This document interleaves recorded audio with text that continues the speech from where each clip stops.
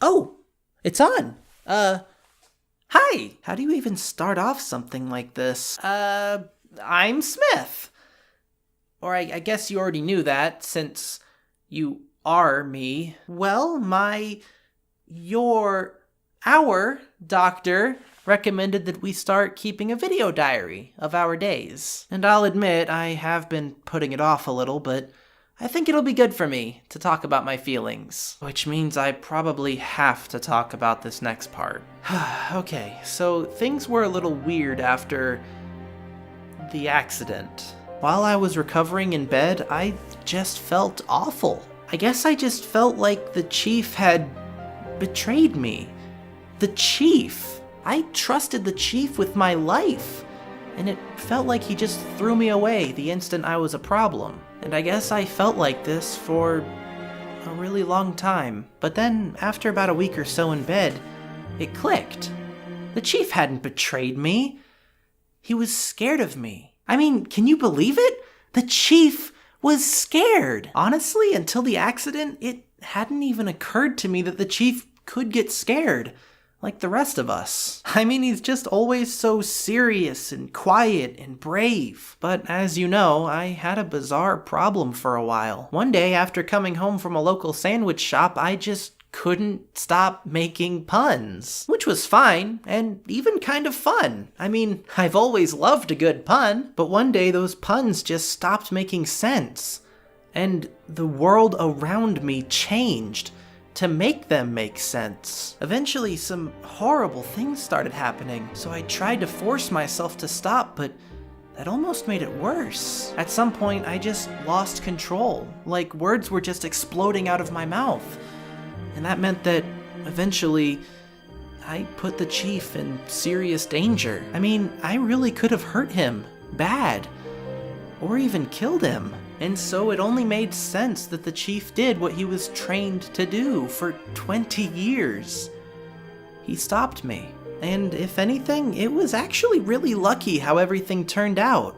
I mean, his bullet barely grazed me because of how his gun was angled. I mean, okay, I lost an eye, but it didn't kill me, and it was also enough to knock me out and stop me. Losing an eye really isn't all that bad when you remember that one of us could have died. Besides, now I get to wear this really cool eye patch all the time. I guess what I'm trying to say is, I don't feel betrayed anymore, and if anything, I'm glad it happened. It made me realize that the chief, and anyone for that matter, is capable of fear, and that I could die on this job at any time.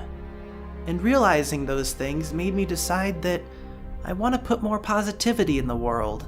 I want to use my position as a police officer to really help people.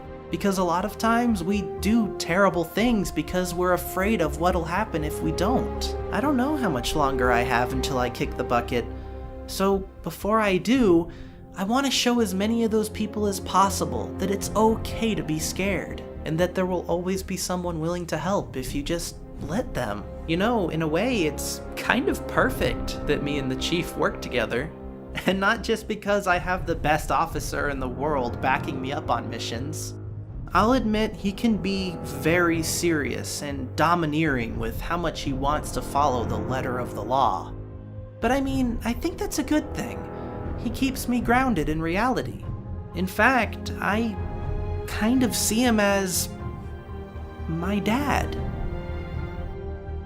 Not that I'd ever tell him that, though. I mean, that'd be really awkward. A lot of the other officers see him as cold, and they try to avoid him if possible. I think some of them may even be intimidated by him, but I bet you he's actually a really big teddy bear deep down. If I had to guess, I think something really bad happened to him in his past. And whatever it was, he's scared that something like it will happen again. I just hope that no matter what it is, he knows that if he wants to talk about his feelings, I'm willing to listen. Maybe after the patrol tonight, I'll pull him aside and tell him that. Oh, speaking of which, I think we're about ready to go. I'm so excited! We get to patrol in the car all night again looking for the priest! I'll be sure to pick up this video diary where I left off tomorrow. Coming, Chief! How do you turn this thing off again.